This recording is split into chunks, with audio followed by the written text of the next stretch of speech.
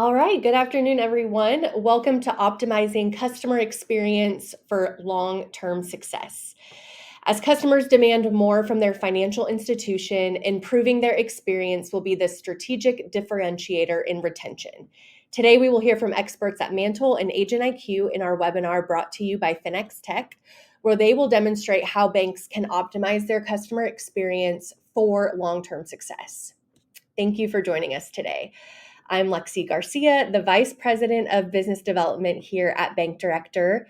This webinar today is brought to you by Finex Tech, Agent IQ, and Mantle.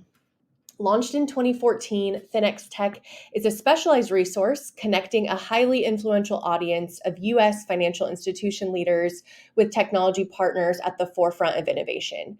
Finex Tech makes it easier for financial institutions and technology companies to work together through its exclusive in-person events, editorial content, and the online Finex Tech Connect platform.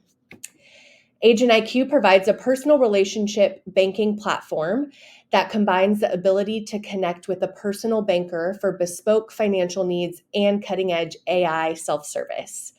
Link enables your institution to quickly reduce costs while simultaneously enhancing your digital relationships, fostering loyalty, and boosting profitability. Mantle builds market-leading account opening software to help banks and credit unions grow up to 78% faster and 4 times more cost-effectively. From consumers to complex commercial businesses, Mantle's products provide a superior experience for every kind of customer, online, in branch, or on the go. So before we get started today, I'm going to share just a few things to keep in mind. First off, don't worry, we can't hear you. You have joined this webinar in listen-only mode. If you have any questions for our speakers today, you can note those by clicking on the Q&A button, which can be found on the right-hand side of your screen. You can do this during any point of the conversation, and once our presenters have finished with their talking points, we will have a Q&A period where we'll be addressing those questions. There is no need to take detailed notes today. This presentation will be shared with all attendees within 24 hours via email, and it will also be available to watch the recording on finextech.com. If you have any technical issues as we go about the conversation, you can note those using the Q&A button also on the right-hand side of your screen, and our team will email you a solution via the email address that you registered with, and we'll do our best to take care of that. Finally, the opinions expressed in this webinar are those of the individual speaker only and do not necessarily reflect the opinions of the other speakers or of the entities with which the speakers are associated. So on that note, I would love to share a little bit about our speakers today. Joining us, we have Soren Bested, the Chief Operating Officer of San Francisco-based Agent IQ. Soren oversees the operational and administrative functions of Agent IQ while implementing enhanced business strategies that align with both short and long-term goals of the company. Also with us today, we have David Carlson, VP of Sales at Mantle. Prior to Mantle, David worked with community financial institutions for more than 15 years to develop and implement scalable growth strategies.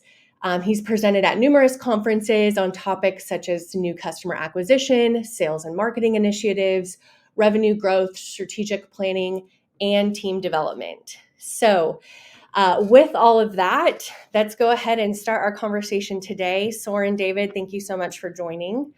As we start to talk about customer experience, I think the industry focuses a lot on how can we focus on customers and not only products. The point of that is, I think, more money can be made by taking care of customers, trying to get their entire banking business rather than selling one-off products. So as we kind of start today, I'm curious to hear from both of you.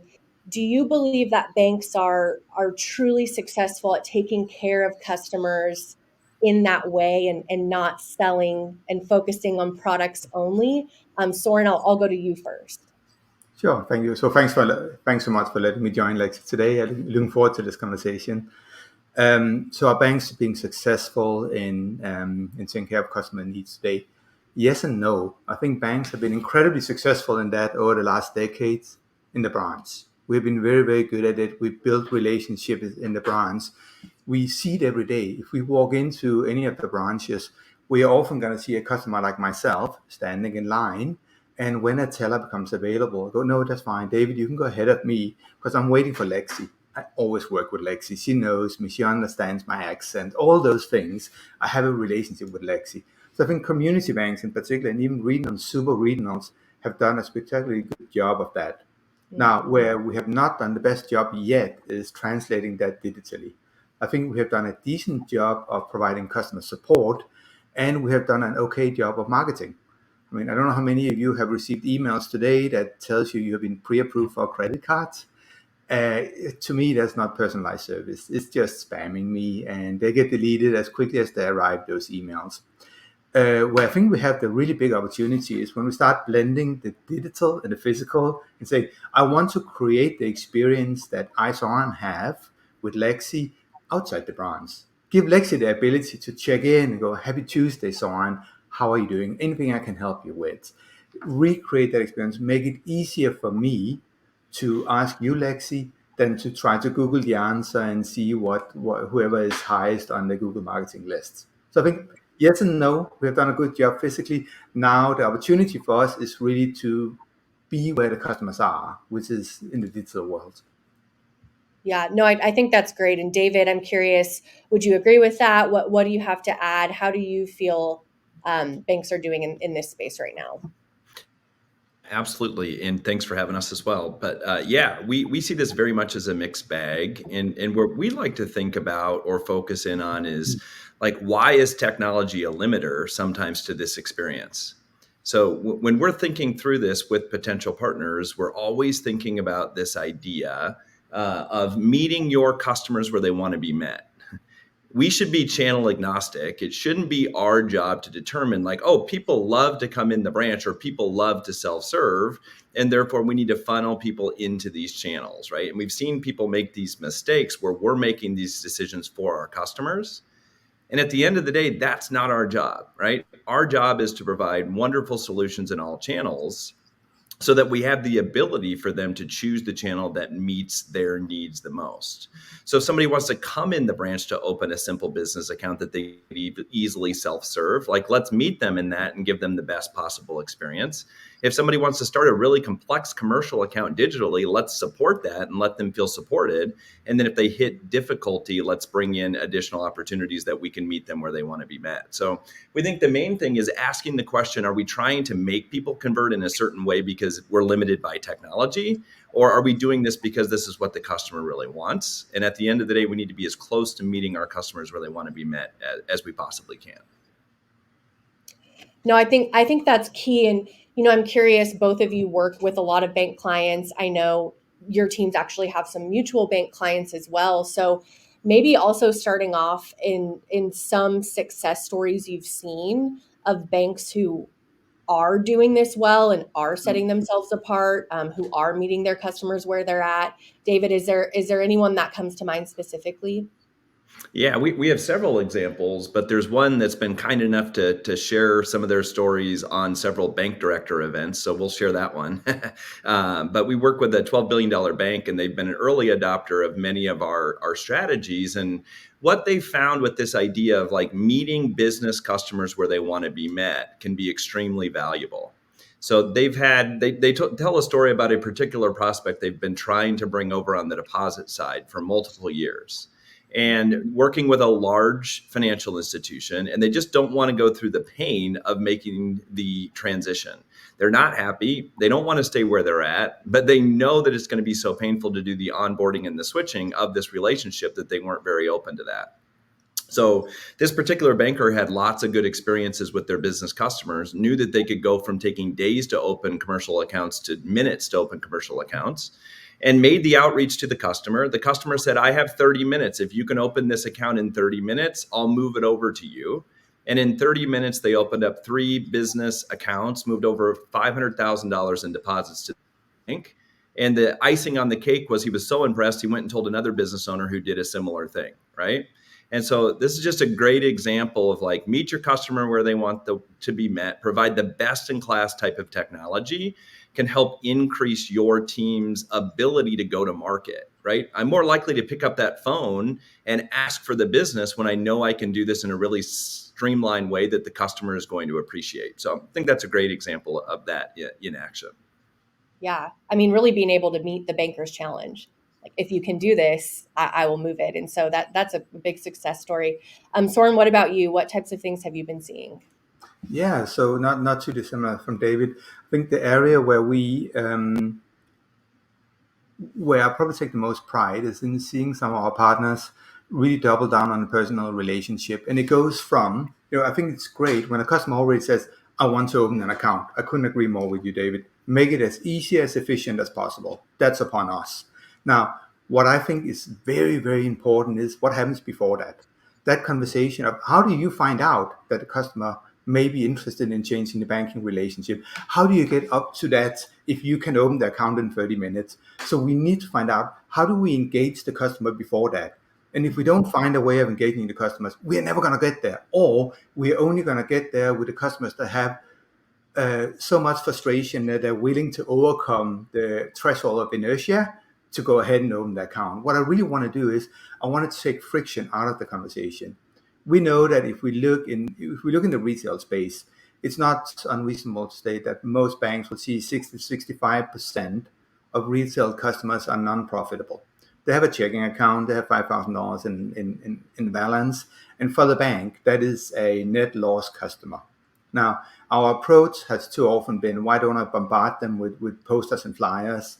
But imagine, coming back to our example before, Lex, if you reach out to me, you get to know me, you know that I have twins that in about 3 years are going to go into college. So I'm staring down the barrel of a massive expense.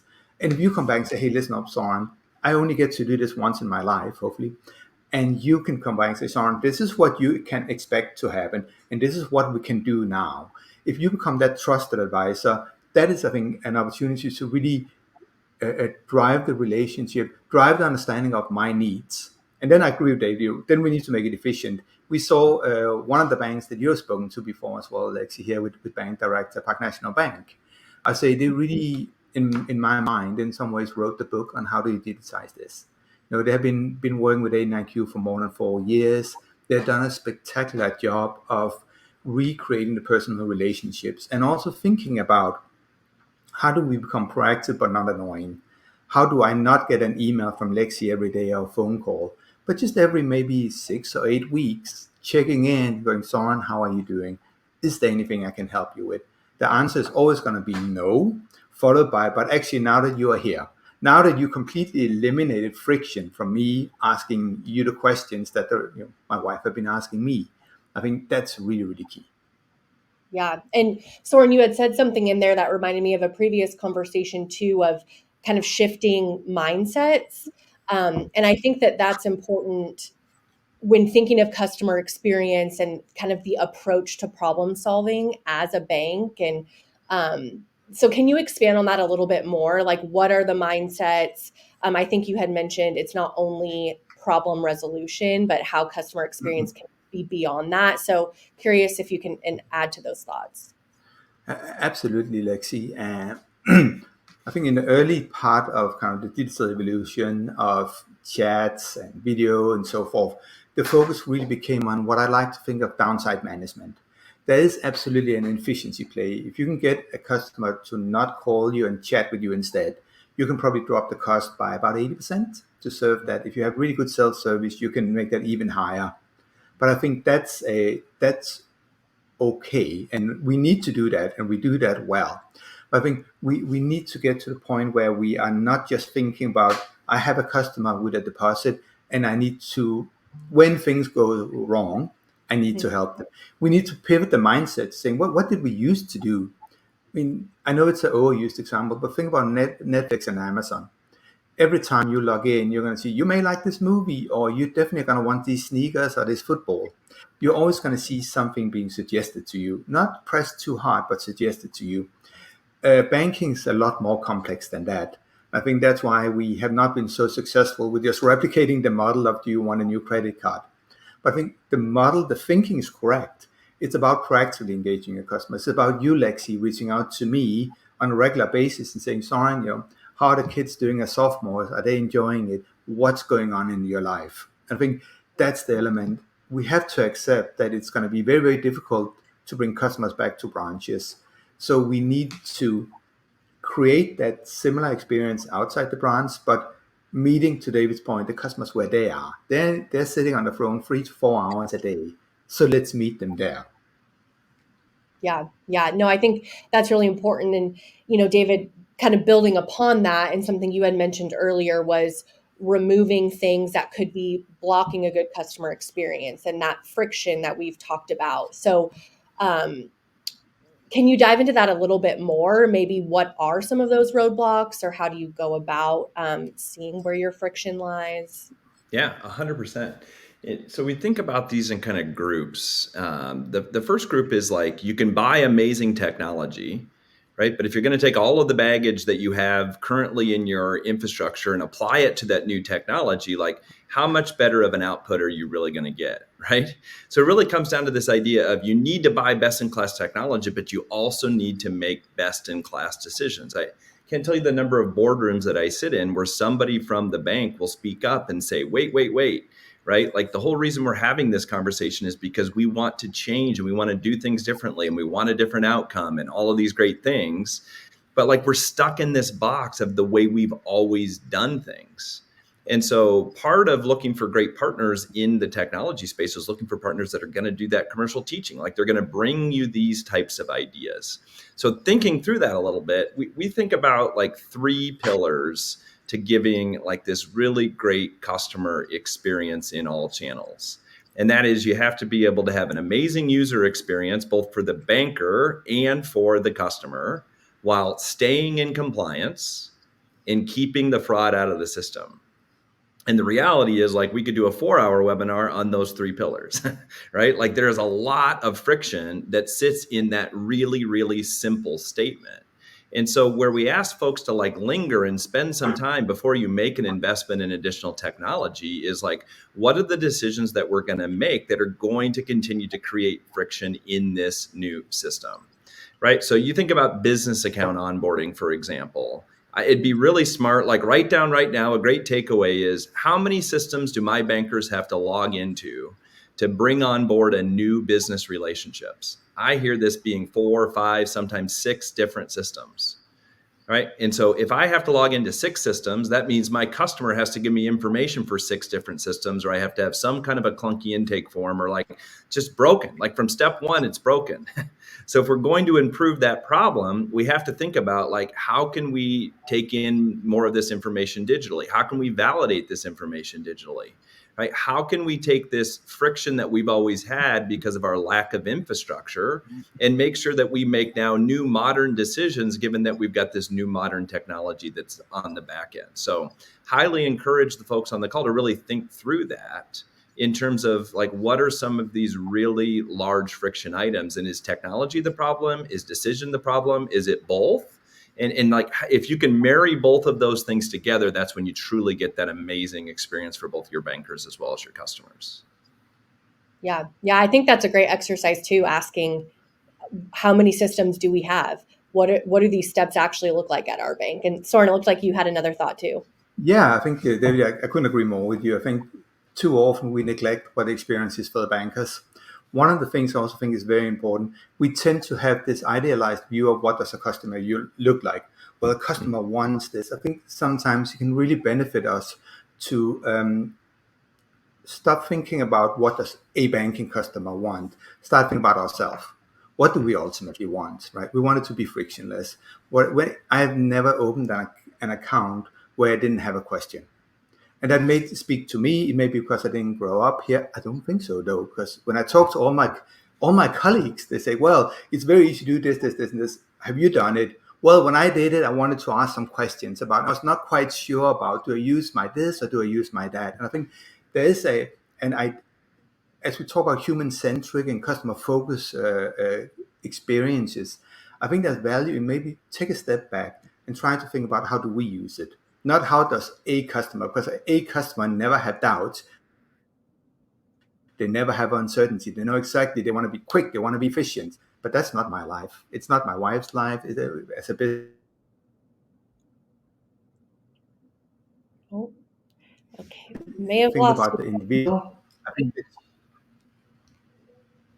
Oh, okay. You were back. You just paused a little there. I did. Oh, I'm sorry about that. Yes. I think if I'll wrap it up here. But I think if we can try to think about not the perfect customer, but how do real humans work, and think about it from our own perspective. What is it we want to do? I guarantee you, if you go out and ask any one of your colleagues, what have you experienced been doing an international wire transfer? How often do you do ACH? How often do you run payroll? There are things that ought to be simple at scale, but for individuals are difficult. And I think that's where we need to hone in. That's where you really earn your stripes as a bank and as a banker. Yeah. Yeah, that's great. And I think I want to transition the conversation a little bit to branches. And I mean, for some banks, that has proved a really important strategy, even in this digital age. And so, curious, and David, I'll start with you in how some of the best banks are optimizing branches, being in the digital age and kind of using all the channels available to them. Yeah, it's amazing how much didn't change post COVID, isn't it? At times, Yeah. right? I think many of us, particularly sitting in a technology seat, like I expected this massive shift to self serve, right? Particularly in the community banking segment, where we were just lagging behind a bit some of the regionals and nationals, where they were already seeing 50+% of their accounts opened online versus in a branch. The interesting thing is, like, if you look at our data in aggregate across our customer base, like we see only, it's still 80% to 75 to 80% of accounts are still happening in the branch today, even with best in class technology on the self-serve channel. I do think some of that continues to be like an education issue, which is we're continuing to not help our customers understand how great our self-serve tools are. But back to my point earlier around being channel agnostic, right? We have to have an amazing branch experience. I'll say this back a little bit differently. What really differentiates community banks from everybody else is your bankers, your people, your experience, your connection to the community. Like, the fact that your customers want to walk into a physical location and engage with an actual human being should be celebrated in the boardroom, right? Like, this is a huge, huge benefit to what you've built and who you are and what you're adding value of in the community. So quit ignoring that in your tech stack is our advice, right? Mhm. So what we find is folks post-COVID or even pre-COVID or wherever you're at in this journey, someone somewhere realized we're missing customers because we're not offering self-serve. Like, we've got to give folks the ability to open an account during the Super Bowl if that's what they want to do, right? We're closed and all of our competitors are open. We need to fix that. What's been lost in the shuffle is people don't enjoy a 45-minute in-branch account opening experience and being asked the same questions multiple times and having it be very counterintuitive and not leaving the branch logged into mobile banking and pushed into the next experience. Like, we have to reimagine that in-branch experience. Mhm. And so what we talk about is, like, it's not the time to open the account that's the problem. It's how much time did your potential customer actually want to spend opening that account? And how much of that time was spent like doing blocking and tackling that should have been handled by technology instead of actually building a relationship? And what we find is it's really discouraging, right? It's taken us 45 minutes, and most of this is keying into systems, walking to printers, like doing these inefficient tasks where your customer's on their phone on Facebook thinking, like, why is this taking so long, right? And so that's not a great customer experience. So embrace the branch, but embrace forward-thinking technology in the branch to meet those customers and give them this like really good modern experience where they walk out of the branch and are like, wow, that's a great experience. Yeah, that's great. And I think both of your solutions help with that. And so, Soren, looking at also how can banks better deploy the staff that they have in branches and help them use the digital devices and technologies available to them. How does Agent IQ help with that? What kind of recommendations would you give to the staff inside the bank? What does that look like? No, so building on what David said, I agree that you need to meet customers where they are. let's assume that I start my banking relationship in the branch. What happens today? I'll open an account, I'll walk away, and now I'm free to open mobile online banking, but there's no follow-up. I've opened an account, and now I'm just SIF key whatever I am. I think where some of the banks we're working with, a number of the banks we're working with, are really smartly thinking about. So we know we're not going to drive people back to the branches as often as we used to. As one of our advisors said, no amount of cookies are going to bring people back to the branches once they are customers. Good. So what can we do to bring the people that were in the staff to the customer? And I think that's the idea of digitizing. Like, I'm going to use your example again, Lexi. If I can walk into the branch and I can open my account to you, and right there and then you become my banker, I can now sit on a seamless experience at home anytime I want to reach out to you. I can get not a phone call, not an email, because both of them are stuff I get too many of. I can get a personalized note from you saying, hey, Soren, I just wanted to make sure you received your debit card and you had no problem activating it. I want to get that message I want to read it when it's convenient to me. I want to get it in a secure channel. Now, after that, I'd love for you just to touch base with me now and then. I want the ability to send a message to you at 10 o'clock at night, or probably more like 11 o'clock at night now when my kids are in bed, because that's the only time I think about my own finances. So I think the anchor is here. I agree with Dave. The branches are not going anywhere, but let's think about how we deploy them. Because why are branches great? It's because of the people that sit in them. How do we take that amazing experience of me working with Lexi, my banker, my trusted advisor? How do we bring that outside the branch? Because otherwise, if I have to get in my car, drive down, spend half an hour hoping that you're working today and that you're not too busy, that's friction. We need to take friction out of that. So once we have opened the account, we need to ensure that the rest of our relationship is as frictionless as it was early on. I think that's where we are working with one partner right now. They have a plan to onboard up to about 1,000 bankers on the Aiden IQ platform. They want their branch bankers to be available. So, David, whether you just open an account right now, or if I see you regularly, I want the ability to say, David, in addition to seeing you in person, do you know we can do this?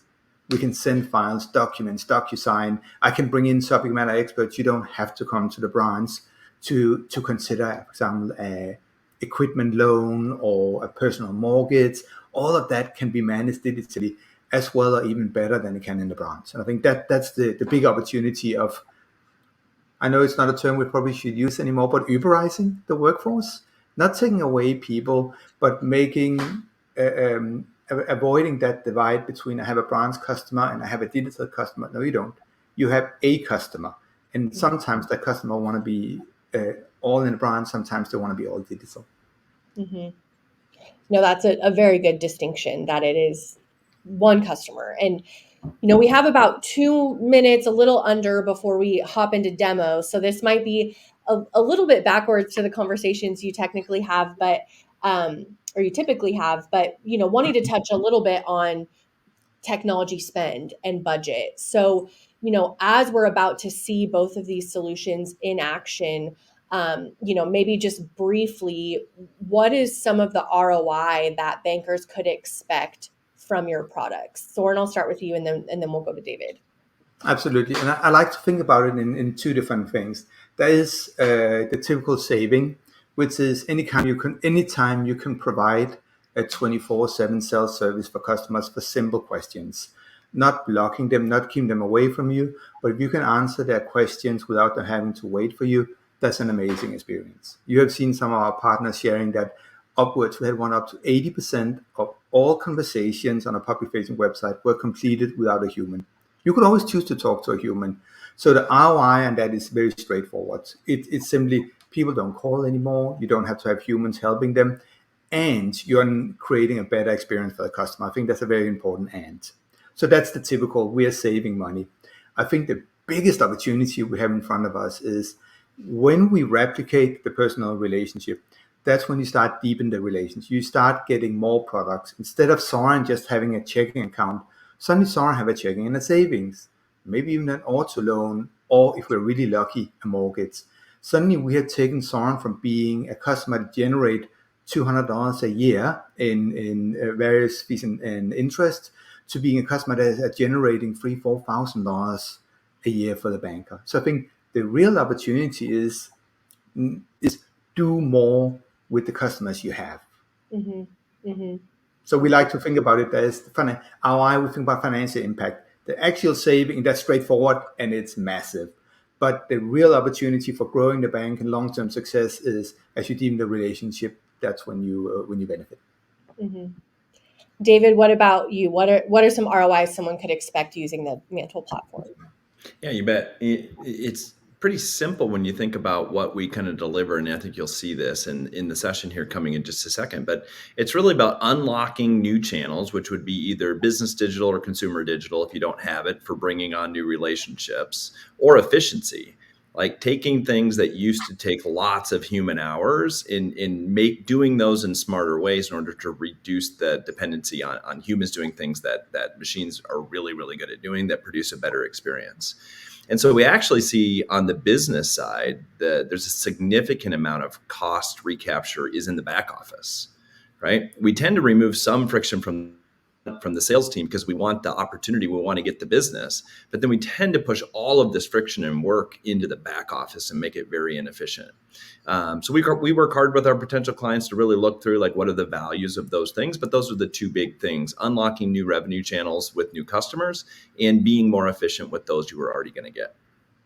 Perfect. Well, thank you both for the conversation. I think it just tees up really well for the demos that we're about to see. So I'm going to go ahead and hand the reins over to Soren to walk us through a 10-minute demo. And just a reminder for all the attendees, you can submit questions and we'll have a period directly after to address those. So Soren, it's all you. Thank you so much, Lexi. Let me see if I can share my screen here successfully.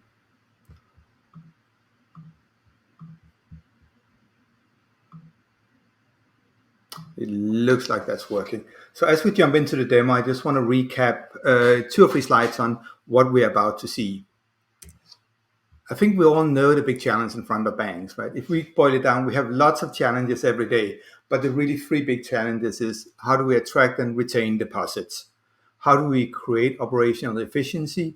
And how do we deepen the relationship to create more revenue per customer in a positive manner, not through fees and penalties? We think you can do that through deepening the relationship by taking friction out of letting the customers engage with you. And I want to show you how we do that in the platform here. Historically, we think about digital engagement as being a simple web chat or SMS. Maybe during COVID, we added a bit of video, but I think we need to move beyond that. We spoke about before this idea of what do we do with the branches. The branches are very successful. And we spoke about, let's move the people in the branch into customers' pockets. Let's move them into the home. Let's allow our customers to work with their personal banker. And I'll show you how we think about that. I also would be remiss if I didn't talk about taking friction out of things. David will be showing us later a digital account opening experience. And some of you will remember I spoke about my sometimes digital inadequacies before, that I need help. Sometimes I have problems and I need a little bit of help when it should be intuitive. For that, I just pulled up some data. This is data from one of our current partners that looked at when you have a digital account opening journey, how many of the customers that start, or prospective customers that start the application, go through to submit, approve, and fund the account. And this is a large organization, so we have quite ample data. And we looked at what is the digital account opening success by itself. What does this success look like when you add a chat service onto that? And we looked at not only the ones that chat to a human, but also the ones that just chat with a virtual assistant and get answers to simple questions. I think the key value here is really interesting to see people that ended up talking to a human during the digital account opening process. We saw a 3.9 times uplift in the number of applications actually being funded, from 7.2% to 28%. If you think about it, this is simple. It's simply making it frictionless for customers to get help. Now, with that, let me jump into the demo. I want to show you 2 different things here. I want to show you the customer's experience and the banker's experience. And given that we're talking a lot about digital account opening, I want to show you an example of that as well. So come with me on a journey here for the demo. On the left-hand side, I'm going to be an employee of the bank, Lana. I'm sitting in front of what we think of as our dashboard. As a customer, I come to AIQ Financial's website and I want to open an account. So I'm going to come in and say, I need a bit of help. When I ask for help, we'll have a virtual assistant pop up and say, welcome to the bank. How can I help you? And what language do you want help in? In my case, I want help in English. You'll find my Spanish is even worse than my English. And I get some options here. Simple questions, we don't need a human to help with routing questions. But that's not what I want to do today. I want to say, how do I open an account? Now, when I say that, and I think this is important as our partners think about chat, think about your full digital footprint. It is possible for me, of course, to show you. I can do a whole account opening journey in chat, but why would I? If we just spent the last 6 months implementing a digital account opening process, wouldn't I use my virtual assistant to say, well, come with me, I can help you over here. Sorry.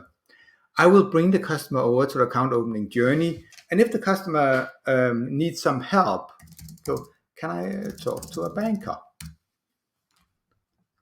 And rather than say, what can I help you with? Rather than asking 7 different questions, we recommend just have the conversation routed to a human immediately. In my case, of course, for demo purposes, the conversation will get routed to Lana, and Lana will be notified that customer came in.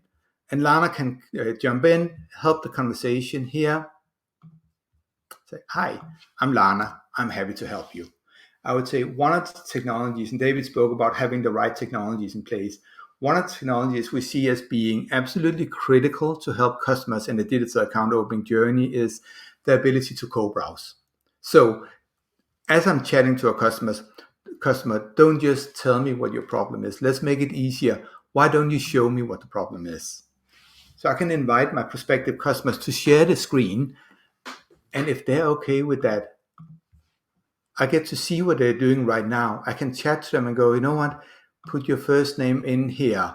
I can annotate the page and say, well, make sure you get your social security number right here because that's important. We key off that. And if the bank is comfortable with that, we can even go to the next stage, which is simulating what we would do in a branch.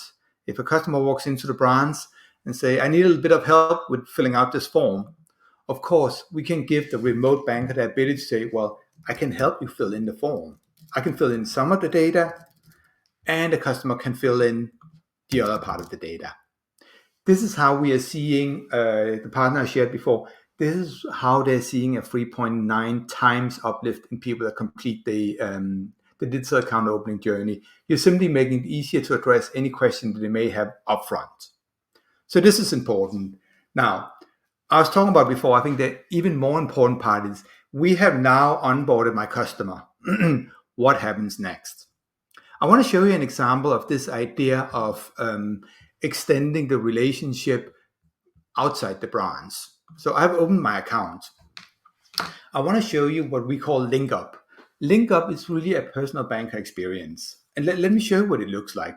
So I'm going to log into to our service here. Our service is typically embedded within online mobile banking because that's where your customers live. But very importantly, when I come into the service, I get a couple of introductory screens, accept terms and conditions if required.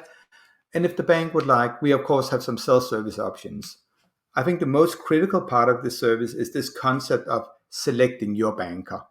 Now, if you want to as a bank, of course, you can pre-assign relationship. So if Lexi was the one who opened the account, she can just grab me as a customer. If I do not already have a customer, what this service allows me to do is to find the banker I would like to work with. And I think it's important to remember people like to work with people. My favorite example of this little carousel and allowing customers to select a banker is one of our partners. When they went live, they had one banker who put in her profile, life is short, eat donuts, which I thought was really funny. It's a banker I would certainly get interested in working with. What was really interesting for us was she was selected 3 times more frequently than anybody else. She really appealed to customers. In my case, I'm going to pick Lana. Once I select Lana, Lana becomes my banker moving forward. So Lana will of course be notified. All customer data that exists will be carried over, so Lana can see that within the platform here. As soon as my Wi-Fi catches up. And of course, I can start a normal conversation. I'm Matt. I can cheat a bit and have some quick responses. And one of the things I think is important, we spoke about before, the ability to proactively engage. As you can see, Lana can, of course, push a message to Matt and trigger a push notification. But being proactive one-on-one is really difficult when you have up to, as one of our partners have, up to 5,000 to 7,000 customers per banker. So the ability, what we wanted to give Lana the ability to do is to actively manage her portfolio, not waiting for the customer to come to her, but proactively reaching out. The way we do that is have Lana go in, look at when was the last time I spoke to these customers. I can now grab 50, 100, 500 of these customers, can send them a quick message, something simple, nothing salesy, just happy Tuesday, anything I can help you with. And in a matter of seconds, I have proactively reached out to maybe 500 of my customers. Nothing annoying, but just reminded them that I'm still here. I did want to show you something. I know this webinar today is not about AI, but I think we can never ignore AI, especially not in light of the recent White House and CFPB announcement about ensuring that we have actually effective support and guidance. I did just want to show something here on AI. Let's imagine Matt comes back and, as always, say, no, I'm fine. I don't need anything. But actually, I need a mortgage. We find mortgages are topics that often get discussed in these channels here. I wanted just to very, very quickly give a teaser of what can it look like if you use AI to help your bankers. So I want to show you what happened when Matt said, I need a mortgage. Lana saw first, the conversation got tagged. Secondly, AI suggested a response. Lana doesn't have to use it, but AI will suggest a response. AI will also pull up documents and materials that Lana may want to use to share with Matt in this conversation here. So instead of telling Lana, go to the intranet to find it, AI will actually actively support Lana and in some ways become a little bit like Iron Man's Jarvis. Hey, Lana, this is the document you want to share with your customer. The last thing I'll show here is, I mentioned before, try to recreate the branch experience outside the branch. If Matt had walked into a branch and told Lana, I would like to open apply for a mortgage, Lana would probably have said, that's great. And let me get you a cup of coffee. We can go talk to somebody else who is a mortgage expert. If we can do it in the physical world, we need to be able to do it digitally. So giving Lana the ability to say, is it okay if I invite somebody to join us? And assuming that Matt is okay with that, Lana can now go in and say, I need a mortgage expert. Now, because I'm digital, I don't need to worry about where this person is sitting. And say, you know what? I'm going to add Soren to the conversation. For Matt, it's a great experience. He has one conversation. He doesn't get asked to call somebody else or get told that he will get a call in the next 24 to 48 hours. Instead, we simply add Soren to the conversation. Soren can jump in. Hey, Soren, I'll be more than happy to help you with the home buying journey. So what we've achieved here is that from a customer perspective, the customer has one banker they get to work with. They have a persistent relationship. They always talk to Lana. All past conversations are remembered.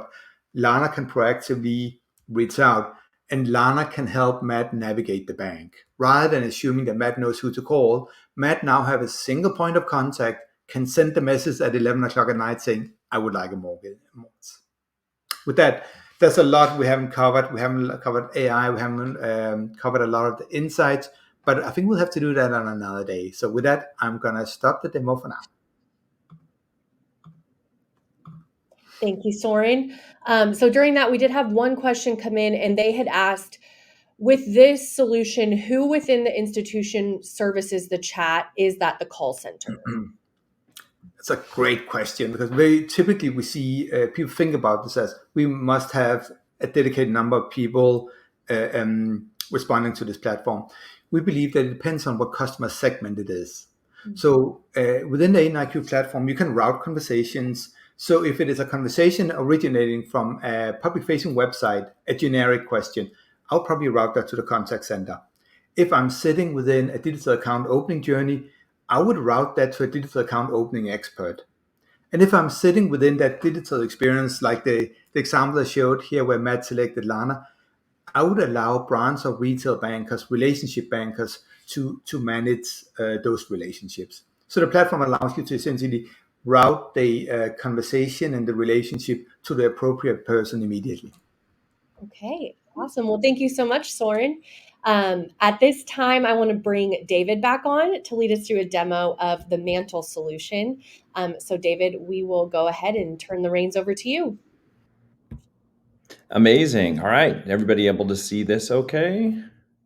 Looks like we've Yeah. got a good view of it. Amazing. All right, Soren, thanks so much. That was amazing. Great to learn more about what's going on. Lots of great features there.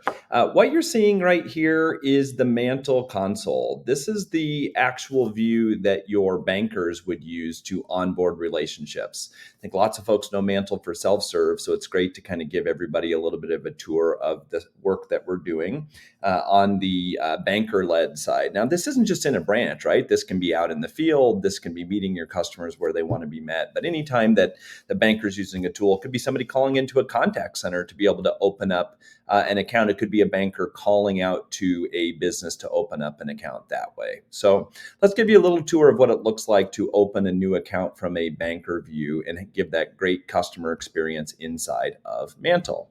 So here we're going to open up a small business checking account. We're going to call this an operations account. And we're going to ask for the business tax ID. Right now, what Mantle's going to do is go out and look at the core and say, does this business already exist? In this particular case, it doesn't. So we need to know what type of business is it. And this is going to start the built-in automation that's inside of Mantle to make opening a business account so much more intuitive than the way most folks are having to do it today. We're going to be able to be adaptive in terms of the types of questions that we're asking based upon the type of business, the type of business code that's being entered in, the way they're answering the questions. There's lots of great ways that we can look through that. So we're going to open up a business account here for Tammy's Fish Shop. Where she sells fish. I'm just thinking I'm feeling a little bit hungry here.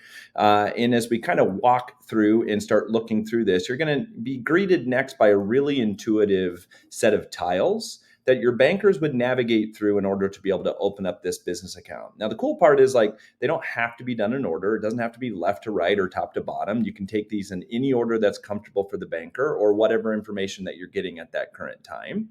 But in this particular example, let's go ahead and get started with the business profile. Also notice we've got this really awesome handoff button, and this is what creates this omni-channel experience.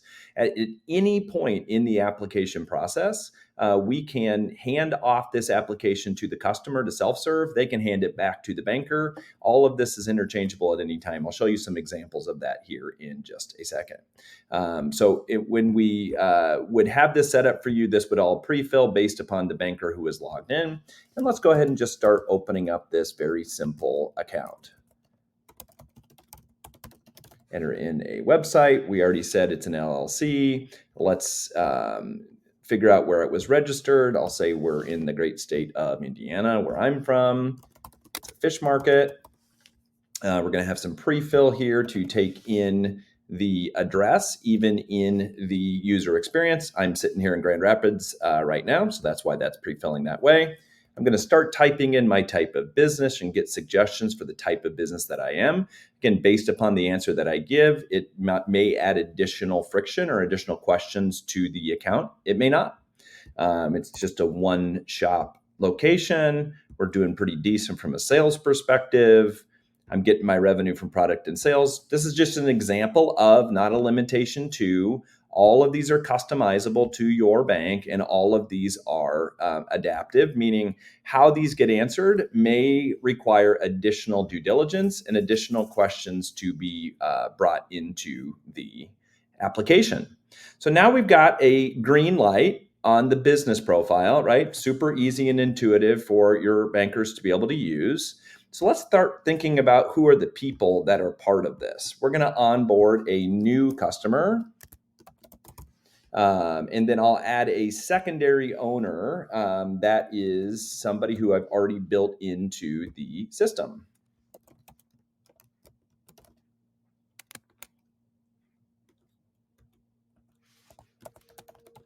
Okay, put in a simple email address. Owner, Tammy's the CEO. We're going to say in this case that Tammy is the one that's in control of the finances. That becomes a key part of this digital onboarding process. And Tammy is a beneficial owner. She owns half of this business, and we'll go ahead and get Tammy added into this business. And then we're going to go ahead and show you how we can look up for an existing customer that I pre-built into the system. We will do a quick search of your core. We're going to get a hit on Mr. Johnson. And we're going to see a few pieces of additional information to be able to board him as part of this business as well. Only can be one control prong, so he is not, and he owns the other half of the business. Go ahead and get that added. Amazing. So now we've got two beneficial owners that are added into this business. And we've got the business profile that's done. But notice I'm not getting a green light yet on Tammy because I haven't yet gotten all of her personal information that I need to be able to board her to the core and run her through the KYC and AML evaluation. So I'm going to go ahead and get the rest of the information that I need.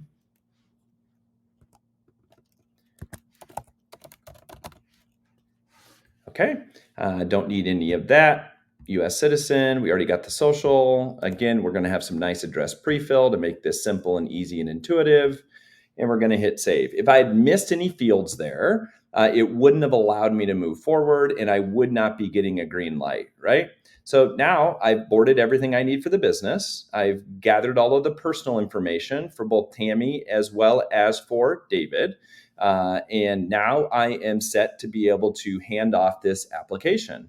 Notice that there is this account questionnaire that this particular bank has configured that they do want to get. It's a uses questionnaire that they will feed into their post-account opening fraud prevention system. In this case, I'm going to just choose to hand this off so that that can be handled in self-serve, and you can kind of see how that works in the omni-channel way. So this is going to get handed off to Tammy. I'm going to go ahead and hit hand off here, and that has been sent. I'm clicking over into a different screen here. Tammy got an email that you're not seeing. And now I'm going to share this tab, which is Tammy clicked into the email and was taken into this view, needs to validate some pieces of PII. So that we can make sure that Tammy should indeed have access to this application. And now, like I said, that account questionnaire had not been filled out. So we are going to allow Tammy to self-serve. So you're seeing the full omni-channel functionality. Anything can be done in any channel. So she's saying, yes, she will do ACH. She's going to put in her ranges. Yes, she's going to do withdrawal through ACHs. And she's going to say no on the rest of these options to keep us moving through the flow, right? So now Tammy needs to go ahead and fund this account. We do have this great integration built with Plaid. We're going to say she's got an account at Fifth Third. She's going to log in. She's going to go ahead and submit, probably get some kind of a 2FA experience that she would be getting from her bank. And then she would go ahead and successfully link that account to the application. She can now fund this account and hit continue. Now she gets to the point where she diligently reads all of the information. Notice we've got some editing function being omni-channel. She could change the funding. She could change the business information. She could change the control prong. She can now read the attestations and agreements. She can click to sign using click to sign functionality, no wet signatures. Super awesome in a omni-channel experience. And we go ahead and submit all the KYC and identity checks, fraud prevention checks, all those amazing, powerful tools that are underneath the mantle hood are being run at this point. And she's going to get some step-up services that are offered. Sure, she wants a debit card. At this point, she's not sure that she wants to do this consultation, so she's just going to hit continue. And from here, again, it's fully configurable. This is just an example of, not a limitation to. She could come here and self-serve and add Mr. Johnson as a signer or add a different signer. She could come in here and request things like merchant processing services or ACH origination that would create a queue for your team to follow up on. Lots of great functionality from a self-serve perspective. But notice that if I come back over here, and I'm going to now show you this tab again, back to the console. When we refresh this tab from the banker's view, notice everything in sync all the time. Now this account has been booked to the core, and I'm seeing it in both channels. I can see that this debit card has been requested by Tammy. I could come in and add some service follow-ups for Tammy in terms of treasury services or other things that we know that she wants. You can see the way that this organization is structured. I can manage the entities, I could drill down, and I could make changes to beneficial owners and signers. All of that is available through the Mantle experience. So let me stop sharing here and come back over. Great. Awesome. Thank you, David. You covered a lot of ground there. So a few questions. The first is, how can you evaluate if your current account opening provider is not delivering a good customer experience? Yeah, I mean, Soren did a great job of showing you like 3 levels of understanding how a self-serve channel is working. We see lots of lack of conversion in self-serve channels. So one of the things you should look at is how many people start in self-serve versus how many get a book and funded account.